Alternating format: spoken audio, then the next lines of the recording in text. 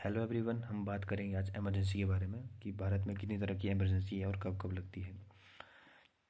सबसे पहले हम बात करेंगे कि जो इमरजेंसी की जो पावर है वो भाग 18 में अनुच्छेद 352 से 360 तक दी गई है। आपातकाल का जो प्रावधान है भारत शासन अधिनियम 1935 से लिया गया है। आपातकाल में फंडामेंटल राइट निलंबित होने का जो प्रावधान है वो जर्मनी के वाइमर संविधान से लिया गया है। अब आपातकाल तीन आधार पर लगता है।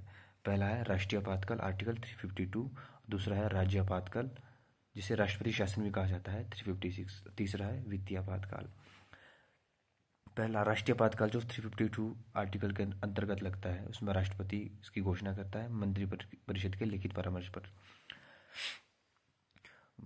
यह जो जो हमारी जो राष्ट्रीय आपातकाल लगता है यह देश के किसी भाग पर या पूरे देश पर भी लागू हो सकता है। राष्ट्रीय आपातकाल के तीन आधार होते हैं। पहला है इसमें युद्ध, बाह्य आक्रमण, सशस्त्र विद्रोह, जिससे युद्ध और बाह्य आक्रमण को हम बाह्य राष्ट्रीय आपातकाल भी बोलते हैं। सशस्त्र विद्रोह को हम आंतरिक आपातकाल बोलते हैं। तो कमेंट में बताइए पहली इमरजेंसी भारत में कब लगी थी।